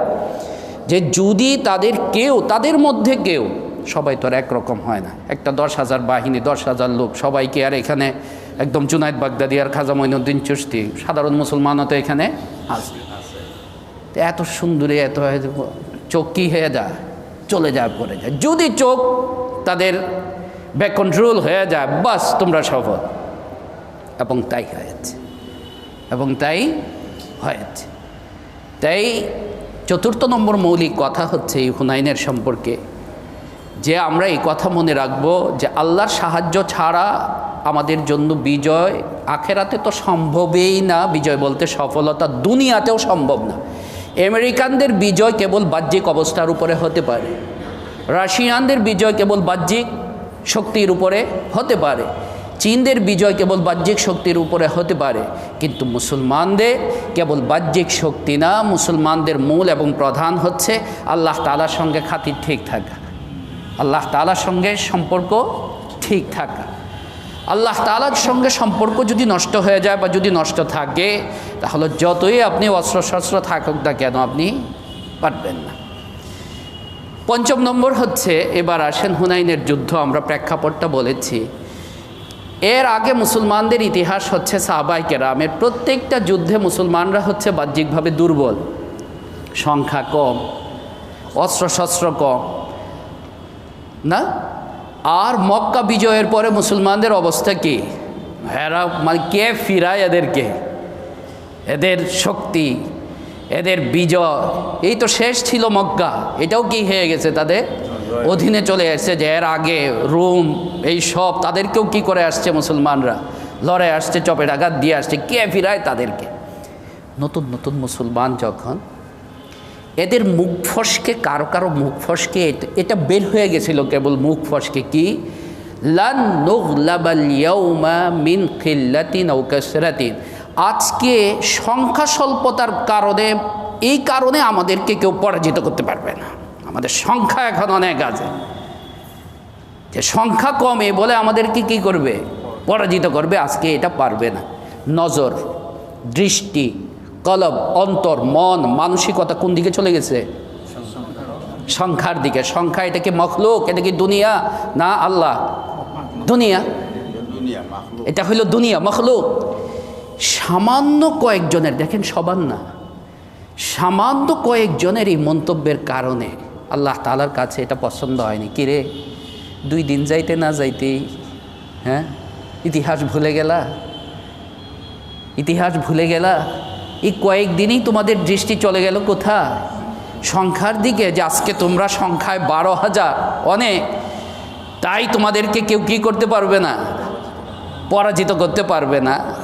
দাঁড়াও মজাটা দেখাই, দাঁড়াও মজাটা দেখাই। এই যে দেখেন, আল্লাহ তাআলা অন্যদের সাথে, ইহুদিদের সাথে, নসরাদের সাথে, হিন্দুদের সাথে, বৌদ্ধদের সাথে আল্লাহ তাআলার যে ট্রিট বা ব্যবহার, মুসলমানদের সাথে সেটা মনে রাখবেন। আপনি যদি এ কথা মনে করে থাকেন, বা আমরা যদি এ কথা মনে করে থাকি যে আমেরিকানদের যেভাবে উন্নতি হয়েছে সেই লাইনে গেলে আমাদের উন্নতি হবে, হবে না। রাশিয়ানদের যেভাবে উন্নতি হয়েছে আমরাও যদি সেই পথ ধরি আমাদেরও উন্নতি হবে, হবে না। আমাদের উন্নতি আল্লাহ সুবহানাহু ওয়া তাআলা দুনিয়া এবং আখিরাতে রাখছেন রাসূল করিম সাল্লাল্লাহু আলাইহি সাল্লামের তরিকার মধ্যে। আর এটার বাইরে দুনিয়ার যে দিকেই আপনি যাবেন না কেন, মনে হবে কত আমেরিকার চামচামির কারণে কত উন্নতি হয়েছে, কত আমেরিকার ফিলোসফি ফলো করার কারণে, রাশিয়ার অর্থনৈতিক দর্শনটা ফিলোসফি গ্রহণ করার কারণে কত হয়েছে। বেশি না, 10, 12, 20, 30 বছর থুবড়ে পড়বে, পারবে না। কারণ এটাকে বলা হয় আল্লাহর সুন্নত। কি একটা হইল নবীর সুন্নত, আরেকটা হইল আল্লাহর সুন্নত। আল্লাহর সুন্নত বলতে সুন্নাতুল্লাহিল্লাতী ক্বাদ খালাত মিন ক্বাবল, সুন্নাত মানে রীতি। আল্লাহ তাআলা দুনিয়াটাকে একটা ব্যবস্থাপনা, একটা সিস্টেম, একটা নিজাম, একটা রীতির উপরে রেখেছেন। দুনিয়াটাকে একটা সিস্টেমের উপরে আল্লাহ তাআলা রেখেছেন। মুসলমানদের ক্ষেত্রে আল্লাহ তাআলার রীতি এবং সুন্নত হচ্ছে মুমিন মুসলমানদের ক্ষেত্রে যে এদের কেবল বাহ্যিক টাকা পয়সা কিংবা বাহ্যিক ক্ষমতা, বাহ্যিক ইত্যাদি ইত্যাদির দ্বারা এদের সফলতা বা উন্নতি না, বরং এদের উন্নতির ক্ষেত্রে আরেকটা জিনিস আছে, সেটা কি আল্লাহর সাথে কি থাকতে হবে, সম্পর্ক থাকতে হবে, খাঁটি থাকতে হবে। সামান্য একজনের কিংবা 2 জনের বা কয়েকজনের এই মন্তব্যের কারণে, এই কথাটার কারণে পুরা জমাতের উপরে আল্লাহ সুবহানাহু ওয়া তাআলার পক্ষ থেকে আযাব চলে আসলো। এখানে একটা পয়েন্ট এটাও মনে রাখবেন যে যে কাজগুলো ইজতিমাই মানে বুঝছেন, সমষ্টিগত, যে কাজগুলি একার সাথে সম্পর্কিত না, একটা হলো ইনফিরাদি মানে একাকী আমল, আরেকটা হচ্ছে ইজতেমাই, একসাথে না। মাঝে মাঝে মনে হয় না হুজুর কত কাঁদতেছেন দোয়ার মধ্যে, আল্লাহ আল্লাহ, এবার সব বরাতে খতিব সাহেব হুজুর যেভাবে কাঁদছেন তাও আমার দোয়াটা কবুল হইল না। আপনার কারণে হয়নি, আপনি মনে করবেন আপনার কারণে হয়নি। কারণ সমষ্টিগত যখন হয় তখন একজনের ত্রুটির কারণে সবার উপরে এটার আসর পড়ে। বুঝতে পেরেছেন কথাটা? যে মোল্লারা এত দোয়া করতেছে, আল্লাহ গো আল্লাহ, করুণা তো যায় না, মোল্লা গো দোয়া কই যায়? আপনার কারণেই, আপনার এই মেন্টালিটির কারণেই। কারণ যখন আযাব সামগ্রিক হয়, সবার উপরে যখন হয় মুসিবতটা, তখন এটা কেবল আমি ভালো হওয়ার দ্বারা হবে না, আপনি ভালো হওয়ার দ্বারা হবে না, সবাইকে কি হইতে হবে, তওবা করতে হবে, সংশোধন করতে হবে। আপনি আপনার মতো চলবেন, আপনি আপনার মতো নষ্টামি ফষ্টামি করবেন আর মোল্লারারে দোষ দিবেন, হ্যাঁ, এটা হবে না। এখান থেকে আমরা এই কথাটা বুঝতে পেরেছি। দেখেন নবীজির কোনো দোষ ছিল? আর মুখ খুলে বলেন না নবীজির কোনো দোষ ছিল, আবু বকরের কোনো দোষ ছিল, উমরের কোনো দোষ ছিল, উসমানের কোনো, কত বড় বড় এক একজন, হ্যাঁ এমন একজন, আমাদের সঙ্গে একজন থাকলেই যথেষ্ট। কত বড় বড় নবীজি সাল্লাল্লাহু আলাইহি সাল্লাম, কিন্তু তারপরেও জমাতের গ্রুপের একজনের পদস্খলনের কারণে, একজনের একটু মুখ ফসকে যাওয়া একটা আল্লাহর অসন্তুষ্টির কথার কারণে, এক দুজনে বলছিলেন এই কথা যে আজকে আর সংখ্যা স্বল্পতার কারণে আমাদেরকে কেউ কী করতে পারবে না, পরাভূত করতে পারবে না। আমরা এখন সংখ্যায় অনেক, দেখে কোনটা আসবে। আর দৃষ্টি চলে গিয়েছিল সংখ্যার উপরে, বাহ্যিক অবস্থার উপরে। আল্লাহ বলেন যে দাঁড়া, মজাটা দেখাইতেছি। ওনারা যখন গেলেন হুনাইন নামক জায়গাতে, তারা তো কত এউনিয়া গেছেন, আর ওইগুলি আগে থেকে ঝোপঝাড় ইত্যাদি রাস্তার এর মধ্যে লুকায় ছিল, এটা ওনারা বুঝতে পারেন নাই সাহাবায়ে কেরাম রাদিয়াল্লাহু আনহুম। ঝোপঝাড়ের আড়াল থেকে, টিলার আড়াল থেকে, পাহাড়ের আড়াল থেকে এরকম তীর বৃষ্টি শুরু হইল। সাহাবায়ে কেরাম রাদিয়াল্লাহু তাআলা আনহুমের সবার খবর হয়ে গেছে। নবীজি এবং নবীজির সঙ্গে মাত্র 12 জন, কয়জন? আর একজনও নাই। সংখ্যা কতজন নিয়ে রওনা দিছিলেন? 12,000। আল্লাহ দেখান কিভাবে দেখেন, যে দেখি তোদের সংখ্যা তোদেরকে কি করে। ওই যে করোনার আগে বলছিলাম না, আমেরিকা আমার খুব ঘনিষ্ঠ একজন, তো আমি ফোন দিছি, আমি টিকিটও কাটবো, আমেরিকা যাব। তখন ওই করোনার শুরু দিকে তো একটু ভয়ও পাচ্ছে। আবার তখন এরকম লকডাউন ফকডাউন শুরু হয়নি, এটা ফেব্রুয়ারি না মার্চের দিকে আর কি, ফেব্রুয়ারি বা মার্চের দিকে, ফেব্রুয়ারি মার্চ এরকম হবে। টিকিটও কেটে ফেল। তো পরামর্শ করতেছি আমি কি আসবো কি আসবো না। তিনি আমাকে বললেন নিউ ইয়র্কের, কি চিন্তা করেন আপনি, আমেরিকায় তো সব ওদের কি আছে, সব ব্যবস্থা আমেরিকার, এদের কিছু মানে একটা ভাব যে ধরল না আমেরিকা। আল্লাহু আকবার বলেন সবাই, আল্লাহু আকবার, আল্লাহু আকবার। আল্লাহ কত বড় শক্তিশালী, এবং আল্লাহ তাআলার ফয়সালা যে কি দেখাইলেন আল্লাহ সুবহানাহু ওয়া তাআলা। সব ফেল, সব ফেল। এবং যাদের দম্ভ বেশি ছিল, ক্যাপাসিটি বেশি ছিল, ক্ষমতা বেশি ছিল, বাহ্যিকভাবে আসলেও তো আমেরিকানদের মতো এরকম আসবাব, উপায়, উপকরণ, কি যেন বলে এটাকে, হ্যাঁ মানে কি একটা ইংরেজি শব্দটা, মানে তাদের যে সেট আপ, তাদের যে সেট আপ, মেডিকেল বলেন, এ বলেন, তো বাহ্যিকভাবে তো সত্যিই তাদের অনেক বেশি। কিন্তু আল্লাহ দেখাইলেন কি, ফেল, ফেল। লাশ দাফন করার জায়গাও নাই, হাসপাতালের জায়গা নাই, বেড, সব ফেল। কি দিলেন? বড় কোনো ওষুধ, সর্দি কাশি। আমি বললাম আরে বাঙালির সর্দি আর ব্যাঙ্গের সর্দি এক জিনিস। ব্যাঙ্গেরও সারা বছর সর্দি থাকে, বাঙালিরও কি থাকে। আপনি দেখেন সারা বছর মসজিদের মধ্যে জুমার দিন একজন একজন কাশি দিবে, আপনি খোঁজ নিয়ে দেখেন, একজন না একজন কি দিবে, কাশি দিবে। দেখবেন নাক কি থাকে, বন্ধ থাকে, করণ লাগে কি লাগে না। বাঙালির সর্দি এ তো কোনো রোগই না, ঠিক না কথাটা?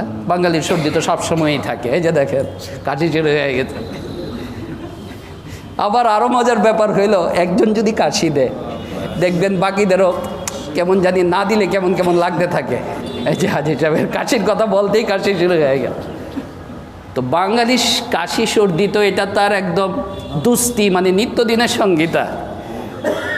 আর এই এক সর্দি কাশির সামনে পৃথিবীর এত বড় বড় বিশেষজ্ঞ সব কি হইল, ফেল হইল।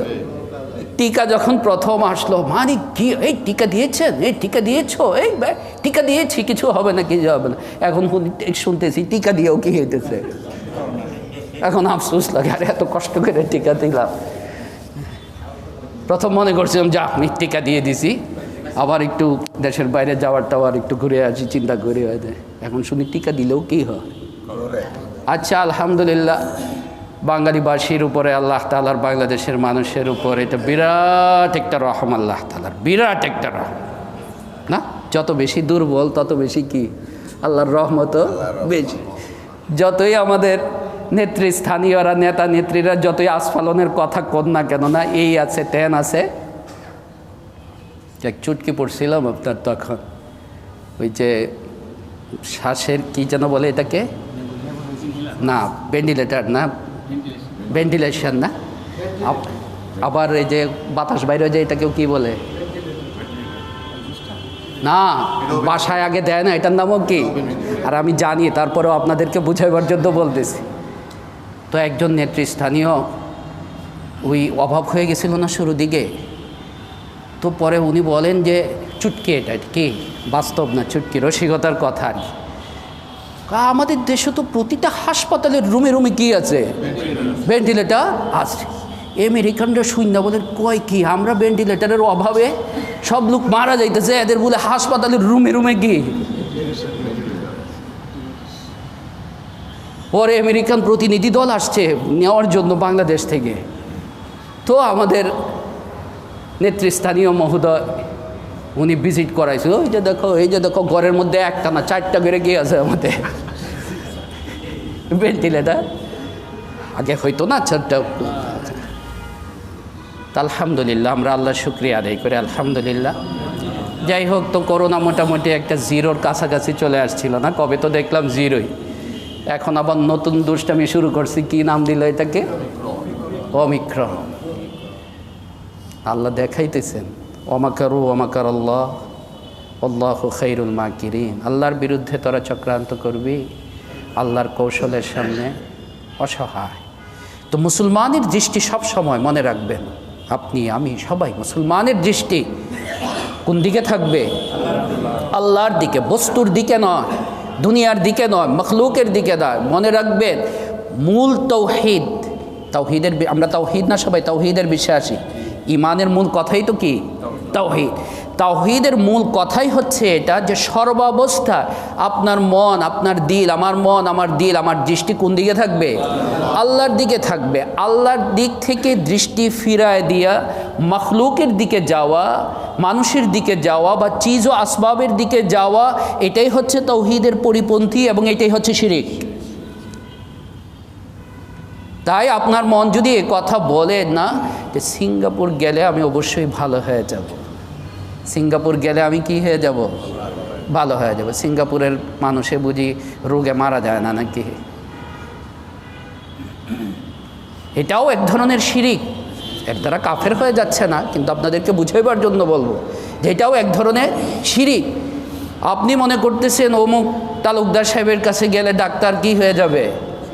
সুস্থ হয়ে যাবেন, বা আফসুস করতেছেন আহা যদি একে দেখাইতাম আগেই, তাহলে এটাও এক ধরনের আপনার মানসিকতার মধ্যে শিরিক। একদম 100% খালিস তাওহীদ হচ্ছে যে কখনোই আপনার দৃষ্টি, আপনি আসবাব গ্রহণ করবেন, আমি আসবাব গ্রহণ করব, এটাও ইসলামের নির্দেশ, কোরআন হাদিসের নির্দেশ, আসবাব গ্রহণ করব, কিন্তু আমার দিল যেন এটার উপরে নির্ভর না করে, আমার দিল যেন এ কথা মনে না করে যে আমি ভ্যাকসিন দিলেই বেঁচে যাব। বাঁচানেওয়ালা কে? আল্লাহ সুবহানাহু ওয়া তাআলা। রাসূল করিম সাল্লাল্লাহু আলাইহি সাল্লামকে আল্লাহ তাআলা মানে সাহাবায়ে কেরামকে, তাদের মাধ্যমে আমাদের সকলকে শিখাইলেন এই কথা যে দেখো, আল্লাহর সৈনিক যারা মানে মুসলমান মুমিন, তাদের একজনের দৃষ্টিও যদি আল্লাহ ছাড়া চিজ ও আসবাবের দিকে যায়, বস্তুর দিকে যায়, একজনের কারণে বাকি 90 জন ভালো, বাকি 90 জন ভালো, একজনের কারণেও আল্লাহর সাহায্য এবং রহমত কি হইতে পারে? উঠে যেতে পারে। এবং কেমন উঠে যাওয়া গেল যে এমন মায়ের খাওয়া খাইলেন, তীরের মায়, কেউ নাই সাথে, ইল্লা ইসনাই আশারা রাজুলান, বুখারীর হাদিসের মধ্যে এসেছে 12 জন ছাড়া। এবং তাদের মধ্যে হযরত আব্বাস ছিলেন, হযরত আবু সুফিয়ানও ছিলেন। এটা আবু সুফিয়ানের ফজিলত। নবীজি সাল্লাল্লাহু আলাইহি ওয়াসাল্লাম কত বীর পুরুষ ছিলেন না? আমাদের দেশে তো যত বড় বুজুর্গ হবে অত অকেজো হবে, যত বড় বুজুর্গ হবে অত কি হবে? চলাফেরার ক্ষেত্রে আপনি যদি দেখেন, চলাফেরার ক্ষেত্রে অকেজু না, হাঁটতে পারে না, বসতে পারে না, দর্শনে মিললে উঠাইতে হয়, তত বড় বুজুর্গ। স্মার্ট হবে, চলাফেরায় খুব একটা মুজাহিদ ভাব থাকবে, একটা তৎপর হবে। স্মার্ট বলতে যেটাকে বোঝা, তাহলে এরা কি মনে করবে না বুজুর্গ? হুজুর অনেক স্মার্ট, কিন্তু কি না বুজুর্গ না। বুজুর্গ মানে হইলো একদম লেতা লেতা হয়ে নরম টরম হয়ে থাকবেন। আমাদের মানুষের টেন্ডেন্সি। আর আল্লাহ রসুল সাল্লাল্লাহু আলাইহি সাল্লামের অবস্থা কি, উনি ওনার বাহন থেকে নেমে গেলেন সাথে সাথে, কেউ নাই, মাত্র কতজন? 12 জন, তাদের বিশাল বাহিনী হুনাইনওয়ালাদের। আর বললেন এই কথার রণসঙ্গীত, আনা নবিয়্যু লা কাযিব আনা ইবনু আব্দুল মুত্তালিব, আনা নবিয়্যু লা কাযিব আনা ইবনু আব্দুল মুত্তালিব, আমি নবী, এ ব্যাপারে কোনো সন্দেহ নাই, আমি হলাম আব্দুল মুত্তালিবের বেটা মুহাম্মদ। নেমে আক্রমণ শুরু করলেন আর ডাকতে থাকলেন, হালুম্মু ইয়া মাশারাল মুহাজিরিন, ইয়া মাশারাল আনসার, কোথায় গিয়ে আছো, আসো। আর হযরত আব্বাস রাদিয়াল্লাহু তাআলা আনহু ছিলেন নবীর পক্ষ থেকে ও ঘোষণাকারী, ওনার আওয়াজ অনেক বড় ছিল। আস্তে আস্তে সমস্ত সাহাবায়ে কেরাম কী হইলেন? সমবেত হইলেন। নবী করিম সাল্লাল্লাহু আলাইহি সাল্লাম এবং সাহাবায়ে কেরাম এর অবস্থাও ছিল এরকম, যখন যেমন। আবার রাত্রে যখন আল্লাহর দরবারে কাঁদবে, তখন যদি আবার বেটাগিরি দেখাইতে চলবে, তখন হইল আমার মতো অসহায় না, আমার মতো দুর্বল, আমার মতো হীন এবং মিসকিন দুনিয়াতে আর কেউ নাই। কিন্তু যুদ্ধের ময়দানে গিয়ে হুজুর এত তাওয়াজু আর বিনয় নম্রতা দেখায় না, যুদ্ধের ময়দানে বিনয় নম্রতা দেখে, আহা হা, লোকটারে কেমনে মারি, আমার কি লাগতেছে, এই দয়া কি ইসলামে কাম্য না। যখন যেখানে, এটাই হলো ভ্যালেন্স, ভারসাম্যতা ইসলামের, যখন যেখানে যেমন। নবী করিম সাল্লাল্লাহু আলাইহি ওয়াসাল্লাম হযরত বাদশাহ আলমগীর না, বড় আলেম ছিলেন, বাদশাহ আলমগীর বড় আলেম ছিলেন, অনেক বড় বাদশাও ছিলেন, আবার অনেক বড় আলেম ছিলেন। একবার কোনো এক সফরে উনি ওনার প্রয়োজন দেখা দিয়েছিল। তৎকালে তো আর এত কিছু ব্যবস্থা ছিল না, আর উনি যেহেতু বুজুর্গ ছিলেন তাই এত শান শৌকত নিয়েও থাকতেন না। তো তখন দিল্লির এক গ্রামের এক মানুষ তাকে একটু সহযোগিতা করেছিল। উনি তখন দিল্লির বাদশাহ, কিন্তু সে চিনতে পারেনি। তো ওনার ওই প্রয়োজনে ওই ব্যক্তির সাহায্যটা ওনার খুব মনে রাখছেন। উনি একটা চিরকুট তাকে দিয়ে আসছেন সাইন করে, যে কখনো যদি দিল্লিতে যাও, রাজধানীতে যদি কখনো যাও, তো কেবল রাজধানীর রক্ষী যারা আছে, প্রহরী পুলিশ যারা আছে, এদেরকে এই চিরকুটটা দেখাইবা। ও তো আর এসব কিছু বুঝে নেই। আরও কয়েক বছর পরে তার দিল্লি আসার প্রয়োজন হয়েছে, গ্রামের মানুষ। তো তার মনে পড়লো একটা লোকের সঙ্গে দেখা হয়েছিল, লোকটাকে এমনি মনে হইলো একটু, কিন্তু সে জানে না এই লোকেই যে দিল্লির বাদশাহ। আচ্ছা, কাগজটা নিয়ে নিই না, দেখি কি যদি কোনো কাজে লাগে। আসলো দিল্লিতে, এক পুলিশে দেখাইছে। পুলিশ দেখে, এই কাগজ তুমি কোথায় পেয়েছো? বাদশার সাইন, এই কাগজ তুমি কোথায় পেয়েছো? সে বললে, চলো। তাকে সম্মানের সাথে বাদশাহ আলমগীরের বাড়িতে প্রাসাদে নিয়ে গেছে। বাদশাহ তখন তার রুমের মধ্যে নামাজ পড়ার পরে আল্লাহ তাআলার কাছে দোয়া করতেছে, রোনাজারি করতেছে, কান্নাকাটি করতেছে, খুব কান্নাকাটি করতেছে। তো এই বেটা গ্রামের মানুষ, এই বেটা বসে বসে এটা খেয়াল করতেছে যে বাদশাহ কার কাছে জানি এরকম এটা চাইতেছে, আর খুব কী করতেছে, কান্নাকাটি করতেছে। কয়েক মিনিট বসে থেকে গ্রামের মানুষ ও বলে, ওরা আমি চলে যাব। মানে বাদশার সঙ্গে দেখা, তুই চলে যাবা কেন? চলে যাবা তুমি? এর মধ্যে বাদশার আওয়াজ শুনে বাদশার দোয়াও শেষ করে, কি হয়েছে লোকটা নিয়ে আসো, তাকে আসলো, তুই চিরকুট দেখাইলো। তো বাদশার মনে পড়ছে, হ্যাঁ যে হ্যাঁ,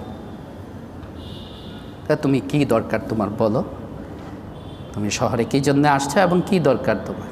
তখন তো সেও বুঝে ফেলছে যে বাদশা সে। তো সে বলতে চাচ্ছিল যে বাদশা, আমার তো অনেক ইত্যাদি দরকার আছে, কিন্তু এখন কিছুই বলবো না তোমার কাছে। কেন? কারণ আমি তোমাকে দেখলাম, এতক্ষণ খেয়াল করলাম যে তোমার মতো এত অসহায়, এত দুর্বল, কার কাছে জানি তুমি কি করতেছো, চাইতেছো। তো তুমি যার কাছে চাইবা, আমি ডাইরেক্ট তার কাছে চাই, তোমার কাছে চাওয়ার দরকারটা কি? আমি দেখলামই তো তুমি কত দুর্বল না। দেখেন, সাধারণ একটা ঘটনা, কিন্তু কত শিক্ষা। আমি তোমার কাছে চাবো, তো তুমি আমি সবার মালিক যিনি, তুমি যার কাছ থেকে চায়া কি করো, ব্যবস্থা করো। আল্লাহ কি একজনের বেশি আর একজনের কম? আল্লাহ তো সবার জন্য সমান, আল্লাহ তো সবার জন্যে সমান। মা বাবা তার সন্তানের প্রতি তার চাইতেও বেশি আল্লাহ সুবহানাহু ওয়া তাআলা বান্দার প্রতি তার রহমত এবং দয়া। তো তুমি যার কাছে চাইতেছো আমি তার কাছেই চাই, এই জন্য সে কী করতেছে, চলে যাইতেছে। তো এই 5টা না 6টা মৌলিক কথা আজকে বলে ফেললাম হুনাইন যুদ্ধকে কেন্দ্র করে, কারণ এখানে বড় একটা শিক্ষা ছিল যে জমাতের মধ্যে, গ্রুপের মধ্যে একজনের ত্রুটির কারণে পুরা জমাতের উপরে কী আসে। আবার অনেক সময় এরকমও হয় একজনের কোনো ন্যাকামলের কারণে পুরা গ্রুপ কী হয়ে যায়। দুইটাই হয়, আল্লাহ দুইটাই করে, যে কোনো একজনের নেকির কারণে বা কোনো একজন বুজুর্গ, যে এখানে 50 জন আছে, 50 জনের মধ্যে একজন ভালো মানুষের কারণে আল্লাহ সুবহানাহু ওয়া তাআলা তার সন্তুষ্টি তাদের সবাইকে দিয়ে দেন। আবার এটাও হয় যে একজনের নাফরমানির কারণে বা একজনের কুতাহি ত্রুটির কারণে সবার উপর থেকে রহমত উঠে যায়। হুনাইনের যুদ্ধে আল্লাহ সুবহানাহু ওয়া তাআলা এটা দেখাইলেন। তাই আল্লাহ নিজেই বলতেছেন, লাকাদ নাসারাকুমুল্লাহু, আল্লাহ তোমাদেরকে সাহায্য করেছেন, ফি মাওয়াতিনা কাসীরা, বহু জায়গায়, বদরে সাহায্য করেছেন, উহুদে সাহায্য করেছেন, বনু কুরাইজাতে সাহায্য করেছেন, না তাবুকে সাহায্য করেছেন, মুতাতে সাহায্য করেছেন, মক্কা বিজয়ে সাহায্য করেছেন, খন্দকে সাহায্য করেছেন, ওয়ায়াউমা হুনাইন, এবং হুনাইনের দিনেও সাহায্য করেছেন। এটা স্পেশালি আল্লাহ তাআলা উল্লেখ করলেন ওই যে সাহাবায়ে কেরাম মানে সংশোধন করার জন্য, এবং খুশাও দিলেন আল্লাহ তাআলা, ইজ আজাবাতকুম কাসরাতুকুম, যেদিন তোমাদের সংখ্যাধিক্য তোমাদেরকে দাম্ভিক করে তুলেছিল। যেদিন সংখ্যাধিক্য তোমাদেরকে কি করেছিল, তোমরা বলেছিলে এ কথা যে আজকে সংখ্যার কারণে আমাদের সঙ্গে কেউ পারবে না, দৃষ্টি তোমার চলে গিয়েছিল সংখ্যার দিকে। আল্লাহ ইজ আজাবাতকুম কাসরাতুকুম ফালাম তুগনি আনকুম শাইআ, কোনোই কাজে আসে নাই তোমাদের সংখ্যা। আল্লাহ বলতেছেন কোনোই কাজে আসে নাই তোমাদের সংখ্যা। দেখেন আল্লাহ তাআলার আরেকটা স্টাইল, আদব, কোরআন এবং হাদিসের এটা বা ইসলামের আদবের মধ্যে, অপরাধ কিন্তু করেছিলেন একজন অথবা 2 জন অথবা 3 জন, হাদিসে একজনের কথায় আছে, আবার কোনো কোনো বর্ণনার মধ্যে এভাবে আছে যে কেউ কেউ বলেছে, তো ধরলাম 5 জন 10 জনেই ধরলাম, আল্লাহ তো তাদেরকে চিনেন, আল্লাহ তো তাদেরকে চিনেন। আল্লাহ তো কথাটা এভাবে বলতে পারতেন, কিন্তু কথার কথা আপনারা চিনবেন এই হিসাবে বলতেছি যে আবু বকরের এই কথার কারণে তোমাদের উপরে আযাব আসছে, উমরের এই কথার কারণে তোমাদের উপরে আযাব আসছে। এটা আল্লাহ তাআলার কি না সিস্টেম না, এবং ইসলামের সিস্টেম না। একজন যদি ত্রুটি করে জমাতের মধ্যে সরাসরি তাকে নির্দিষ্ট করে কথা বলতে নেই। রাসূল করিম সাল্লাল্লাহু আলাইহি সাল্লাম কখনো এভাবে বলতেন না, বরং বলতেন এভাবে বলতেন জুমার খুতবার মধ্যে যে কি হলো আমাদের, আমরা কেউ কেউ এমন করি না, আমরা বাজারে গেলে কেউ কেউ জিনিস ক্রয় বিক্রয়ের সময় ঠকবাজি করি, নিজেদের দিকে সম্পর্কিত। দাওয়াতের ক্ষেত্রে এটা বড় একটা উসুল, অ্যাটাক করে কথা না বলা, অ্যাটাক করে। আর আজকাল আমাদের ওয়াইজদের কি অবস্থা না, দৈরালাই মাইরালাই সিরালাই, মানে স্টেজের মধ্যেই কী করে ফেলতেছে, ইসলাম কায়েম করে ফেলতেছে, পরে ফজরের নামাজের খবর নাই। আল্লাহ তাআলা আমাদের সকলকে মাফ করুন। রাসূল করিম সাল্লাল্লাহু আলাইহি সাল্লামের এটা কি ছিল না, রীতি ছিল না কখনো, বিশেষ করে সামনে যদি হয় কখনো কি করে সরাসরি তাকে অ্যাটাক করে কথা না বলা, তার ত্রুটিটা, কারণ এতে তার ভিতরে একটা কি হয়, অপমান, অসম। আমরা অনেক সময় বলে ফেলি না, 4-5 জন বসা, কোনো একজন নামাজে ত্রুটি করছে, ভাই এই ভাই কী করছেন, এটা মসজিদে আসছেন না, ঝগড়া লাগাই দিল, হিতে আরও কি হচ্ছে, বিপরীত হচ্ছে। বা খতিব সাহেব বলে এই ভাই হয়তো কথা বলতেছেন, এই কে আপনি, দাঁড়া কথা বলতেছেন কেন এখানে।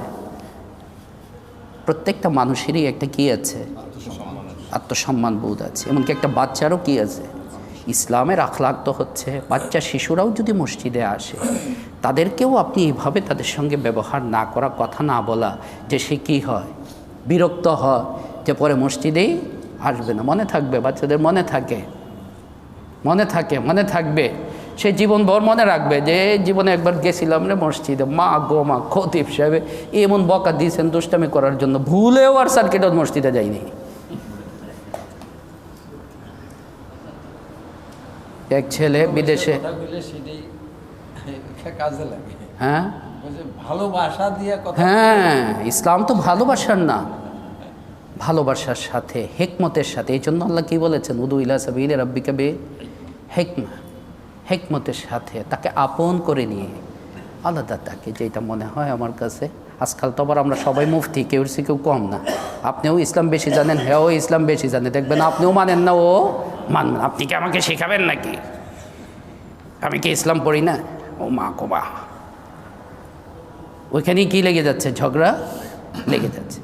আলাদা আপনাকে ডেকে অত্যন্ত আদবের সাথে, যে ভাই আমার তো মনে হয় জিনিসটা এরকম, আপনি যদি আমার কথার উপরে না হয় তাহলে কোনো একজন এর সাথে জিনিসটা আলাপ করে নিয়ে, আমার কাছে জিনিসটা এরকম মনে হচ্ছে, আদবের সাথে তাকে কী করে দাও বলে দাও, তখন তার ইসলাহ হয়, তার সংশোধন হয়। আর কোনো সময় চিল্লাপাল্লার দ্বারা কোনো ব্যক্তির কী হয় না, ইসলাহ হয়। ফালাম তুগনি আনকুম শাইআ, কোনো কাজে আসে নাই। ওয়াদাকাত আলাইকুমুল আরদু বিমা রাহুবাত, জমিন তোমাদের উপরে সংকীর্ণ হয়ে গেছে প্রশস্ত হওয়া সত্ত্বেও। ওই যে বাংলাতে বলি না, পায়ের নিচে কি নাই, মাটি নাই। এইভাবে তীর বৃষ্টি শুরু হয়ে গেছে। সুম্মা ওয়াল্লাইতুম মুদবিরিন, এরপর তোমরা সবাই পলায়ন করতে শুরু করেছো। সবাইকে পলায়ন করছিল, নবীজি পলায়ন করেছেন, আবু বকর পলায়ন করেছেন, আব্বাস পলায়ন করেছেন, কিন্তু আল্লাহ সবাইকে বলতেছেন, ওই যে ইজতিমাই, যেহেতু সবাই যেহেতু ছিলেন, আর সুনির্দিষ্টভাবে কাউকে অ্যাটাক করে কথা না বলাও হয়তো এটা আল্লাহ পছন্দ। সরাসরি কাউকে না বলা যে তুমি এই করছো, তুমি এই করো। সুম্মা আনজালাল্লাহু সাকিনাতাহু আলা রাসূলিহি, তো আল্লাহ তাআলা যখন একটু হুচুট দিয়ে দিলেন, তো প্রকৃত মুমিন তো সেই, এটাও মনে রাখবেন, কথাটা অনেকবার বলি, মুমিন গুনাহ করে না, গুনাহ হয়ে যায়। মুমিন গুনাহ করে না, গুনাহ হয়ে যায়। কেমন? বৃষ্টি বাদলের দিনে সুন্দর পাঞ্জাবিটা পরে না, সুন্দর আপনার স্যুটটা পরে আপনি অনুষ্ঠানে যাবেন, রেডি হয়েছেন, রাস্তায় গেছেন না, গাড়িওয়ালা তো আর ড্রাইভার তার ভিতর থেকে দেখে না রাস্তার অবস্থা কি, একটু পানি জমা আপনার পাঞ্জাবিটাকে পুরো কী করে দিল, নষ্ট করে। অথবা আপনি নিজেই পিছলা খেয়ে পড়ে গেছেন, আপনার পাঞ্জাবি শেষ, তখন কি দাঁড়ায় আবার হাসেন, হা হা হা হা, দেখো ভাই সবাই দেখো কত বড় ভি, দেখো আমি দুর্নীতিবাজ। আপনি শর্মিন্দা হন কি হন না? শর্মিন্দা হন কি হন না? দেখে ফেললো কিনা কেউ, সাথে সাথে আপনি কি করেন? মুছবেন, সাথে সাথে মুছবেন। মুছার মতো না হইলে আপনি চলে যাবেন, পানি দিবেন, পানি দিয়েও যদি না হয় আপনি জেট পাউডার দিবেন, জেট পাউডার দিয়ে যদি না হয় আপনি কাঁচা দিবেন। তাও এটা কী করতে হবে? আহা হা আহা, এত পছন্দ করে দাম দিয়ে শার্টটা আনলাম, একদিনও পরতে পারলাম না। ঠিক মুমিনের অবস্থাও হচ্ছে এরকম, যে সে ওই ব্যক্তি যেমন বাসা থেকে প্ল্যান প্রোগ্রাম করে পিছলা খাওয়ার জন্য বের হয় নাই, পদস্খলন খাওয়ার জন্য বের হয় নাই, মুমিনও প্ল্যান প্রোগ্রাম করে কখনো কি করে না, গুনাহ করে না, করতে পারে না। হ্যাঁ, গুনাহ হয়ে যায়, গুনাহ হয়ে যায়, হতে পারে। গুনাহ হওয়াটা অস্বাভাবিক না, গুনাহ হওয়াটা অস্বাভাবিক না, সবার কম বেশি গুনাহ হয়, কিন্তু অস্বাভাবিক হচ্ছে সেই গুনাহের উপরে অবিচল থাকা, কন্টিনিউ করতে থাকা। মুমিন তো গুনাহ হয়ে যাবে, সাথে সাথে সে তওবা ইস্তিগফার আস্তাগফিরুল্লাহ আল্লাযী লা ইলাহা ইল্লা হুয়া, কি হয়ে গেল আমার, সাথে সাথে কী করবে? তওবা করবে। তাই আল্লাহ বলতেছেন সুম্মা আনজালাল্লাহু সাকিনাতাহু আলা রাসূলি ওয়া আলাল মুমিনিন, এরপর সাথে সাথে আল্লাহ তাআলা তার রসুলের উপর এবং মুমিনদের উপরে তার পক্ষ থেকে বিশেষ রহমত এবং প্রশান্তি কী করলেন? নাজিল করলেন। ওয়া আনজালা জুনুদান লাম তারাউহা, এবং এমন বাহিনীও নাজিল করেছেন যাদেরকে তোমরা দেখতে পাচ্ছ না। তাহলে মুসলমানদের অস্ত্র কোত্থেকে আসে? ব্রিটিশ বিরোধী আন্দোলনে বীর সেনানী ছিলেন দারুল উলুম দেওবন্দের উস্তাদ, প্রথম ছাত্র, পরে উস্তাদও ছিলেন, প্রধান ছিলেন হযরত মাহমুদ হাসান দেওবন্দি রহমতুল্লাহ আলাইহি, শেখুল হিন্দ বলা হয় ওনাকে। ওনারই ছাত্র ছিলেন হুসাইন আহমদ মদনী, আশরাফ আলী থানভী, এরা সবাই হলো ওনারই ছাত্র। তো ব্রিটিশ বিরোধী আন্দোলনের স্বাধীনতা সংগ্রামে ওনাকে অ্যারেস্ট করছে ইংরেজরা, এবং ওনার বিরুদ্ধে অভিযোগ হইল উনি অস্ত্র থাকে সব সময়, এই সেই। তো আদালতের মধ্যে ওনাকে জিজ্ঞেস করছে, হুজুর আপনার সঙ্গে বলে সব সময় অস্ত্র থাকে, আপনার অস্ত্রটা আপনি দেখান, আপনার অস্ত্রটা আপনি দেখান, কী কী অস্ত্র আছে আপনার সঙ্গে? উনি বের করছেন, বের করে এই যে একটা আছে, আর আরেকটা জিনিস নাই, বাসায় রেখে আসছি, আরেকটা মেসওয়াক। কই এই দুইটাই অস্ত্র আমার আছে, আর কোনো অস্ত্র আমার নাই, সব ঠগায় গেছে একদম। এবার বলছেন এটা কেমন? কই এটাই আসল অস্ত্র, কারণ এটার মাধ্যমে কার সাথে খাতির হয়? কার সাথে খাতির হয়? আল্লাহ সুবহানাহু ওয়া তাআলার সাথে খাতির হয়। ফাঁসির অর্ডার, গুলি করা হবে তোমাকে, বাস আল্লাহর ফয়সালা থাকলে মরব না মরব, করো গুলি করো, আমি প্রস্তুত হয়ে আছি গুলি। আল্লাহর ফয়সালা থাকলে হবে, না হইলে হবে না। ওয়ানজালা জুনুদান লাম তারাউহা, এবং তিনি নাজিল করলেন জুনুদান, এমন সৈন্য বাহিনী, লাম তারাউহা, যাদেরকে তোমরা দেখতে পাচ্ছিলা না। এরা কারা? মালাইকা, ফেরেশতা। ওয়াজ্জাবাল্লাযীনা কাফারু, আর কাফেরদেরকে কঠিন শাস্তি দিল। পরে তো ওরা পরাজিত হইল, পলাইল, তায়েফে চলে গেল, আওতাস আরও বিভিন্ন জায়গাতে। শেষে আল্লাহ তাআলার কি ইচ্ছা, এরাই আবার মুসলমান হয়ে আসলো। ওয়াদালিকা জাযাউল কাফিরিন, কাফেরদের পরিণতি, প্রতিদান এমনই হয়ে থাকে। মনে হয় বিশাল আস্ফালন, বিশাল কিছু একটা করে ফেলবে, কিন্তু নতিজা, ফলাফল তাদের জন্য হবে না। সুম্মা ইয়াতুবুল্লাহু মিন বাদি যালিকা আলা মান ইয়াশা, এটাই আল্লাহ বলতেছে। এরপর আল্লাহ তাআলা যাকে ইচ্ছা তার তওবা কবুল করেছেন। এদের মধ্যেই, এই হুনাইনওয়ালাদের মধ্যেই তায়েববাসী তো পুরাই।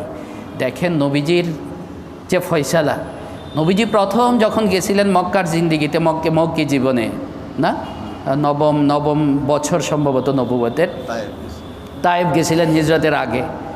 আযাবের ফেরেশতা চলে আসছে, যে আল্লাহ অনুমতি চাচ্ছেন, আযাব দিয়ে এদেরকে কি করবে? ধ্বংস করে দেবে, দুই পাহাড়ের চাপা দিয়ে। নবীজি কি বলছিলেন? যে না, আমি তো চাই এরা কি হোক, হেদায়েতের মধ্যে আসুক। আল্লাহুম্মা হদি কওমি, হে আল্লাহ, বরং আমি চাই এদেরকে আপনি হিদায়েত দিয়ে দেন। কি দরদ এবং ভালোবাসা! এবং আল্লাহর নবীর দোয়া আল্লাহ কবুল করছেন। পরে আরও আপনার এরকম 6-7 বছর পরে, 8ম হিজরির পরে তায়েববাসী সব কি হয়েছে? নবীজির কাছে মুসলমান হয়ে চলে আসছে। সুম্মা ইয়াতুবুল্লাহু মিন বাদি যালিকা আলা মান ইয়াশা, এরপর আল্লাহ তাআলা যার ইচ্ছা তওবা কবুল করেন। তাই কেবল এখন অবস্থা বা আপাত দৃষ্টিতে কার উপরে কী দিতে নেই, সিদ্ধান্ত দিতে নেই। আল্লাহু গফুরুর রাহিম, আল্লাহ তো অনেক ক্ষমাশীল এবং অনেক দয়ালু। তাই আল্লাহ কখন কাকে ক্ষমা করে দিবেন কিংবা দয়া করবেন, এটা কে জানে? আল্লাহই জানে। আল্লাহ সুবহানাহু ওয়া তাআলা আমাদের সকলকে বুঝবার তৌফিক দান করুন। আমিন। ওয়া আখিরু দাওয়ানা আলহামদুলিল্লাহি রাব্বিল আলামিন।